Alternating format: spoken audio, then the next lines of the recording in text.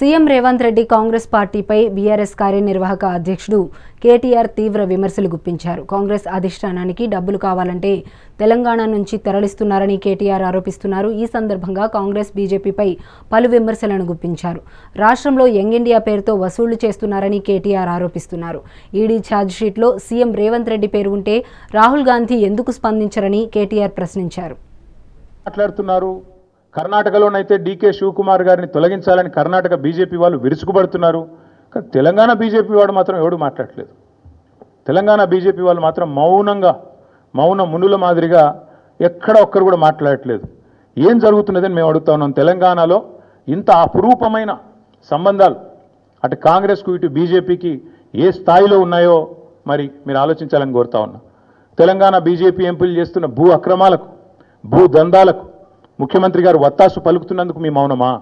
లేదా మీ కేంద్ర మంత్రులు మీరు కలిసి బ్రహ్మాండంగా మీరు చేసుకుంటున్న అవినీతి కార్యకలాపాలకు మరి ఏదో బయటికి నటించినట్టు చేసి ఢిల్లీలో ఇక్కడ గల్లీలో మాత్రం ఏదైతే దోస్తీ చేస్తున్నారో ఇది అందరూ కూడా చూస్తూ ఉన్నారు. ఒక విచారణ ఎదుర్కోవాల్సి వస్తే ముఖ్యమంత్రి గారు ఈదర్ ఈ షుడ్ రిజైన్ వాలంటరీలీ, స్వచ్ఛందంగా తప్పుకోవాలి, లేదా ఆయనను అర్జెంటుగా తొలగిస్తేనే నిష్పక్షపాతమైన ఎంక్వైరీ జరుగుతుంది అనే మాట వారు చెప్పిన మాట.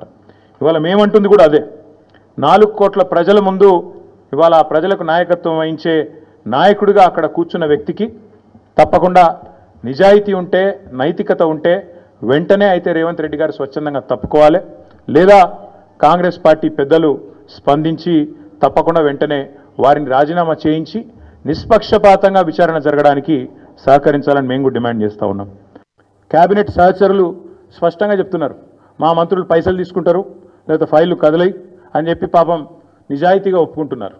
ఇంకోవైపు సొంత మామ, పిల్లనిచ్చిన మామ, కాళేశ్వరంలో అవినీతి ఎక్కడిది, ఎక్కడిది, 1,00,000 కోట్ల ప్రాజెక్టులో 94,000 కోట్లు ఖర్చు అయితే అలా 1,00,000 కోట్ల కుంభకోణం అని ఎట్లా అంటారు? ఇది అసంబద్ధం అని చెప్పి సొంత పిల్లనిచ్చిన మామ చెప్తా ఉన్నారు. కాబట్టి ఫ్రస్ట్రేషన్లో రేవంత్ రెడ్డి గారు ఏవేవో చేస్తుంటారు, ఏవేవో లీకులు ఇచ్చి ఏదో రకంగా మీడియా మేనేజ్మెంట్ చేసి నేషనల్ హెరాల్డ్ కేసులో ఛార్జ్షీట్లో పేరు వచ్చిన కొన్ని పత్రికలు అయితే రాయలేదు. మాకు చాలా ఆశ్చర్యంగా ఉంది. ఎంత బాగా కవర్ చేసుకుంటూ వస్తున్నారంటే రేవంత్ రెడ్డి గారిని చాలా ఆశ్చర్యంగా ఉంది. ఇట్లా కూడా చేయొచ్చా అని. అంటే ఇంత పెద్ద కేసులో ఇంత పెద్ద మ్యాటర్ వస్తే, ఒక ముఖ్యమంత్రి పేరు వస్తే, ఇదే కేసీఆర్ గారి పేరుంటే రాకపోదురా?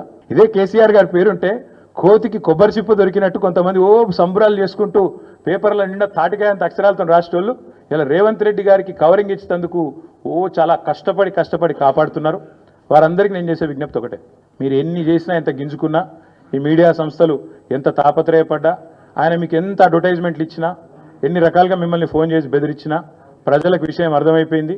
ఈయన ఒక లొట్టపీసు ముఖ్యమంత్రి, ఈయనతను ఏం కాదు అని అర్థమైంది. కాబట్టి మీరు కూడా దయచేసి నిష్పక్షపాతంగా వార్తలు ప్రజలకు చెప్పండి. లేకపోతే సోషల్ మీడియా ఉంది, మీరు చెప్పినా చెప్పకపోయినా సోషల్ మీడియా ద్వారా ప్రజలకు అన్ని తెలుస్తాయి.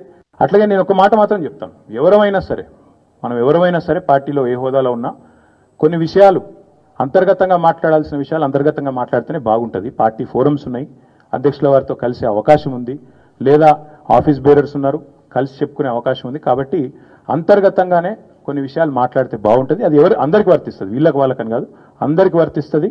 తప్పకుండా ఎవరమైనా ఒకటే, ఈ పార్టీలో అందరం కార్యకర్తలమే, అందరికీ కూడా ఇదే సూత్రం వర్తిస్తుంది. కాబట్టి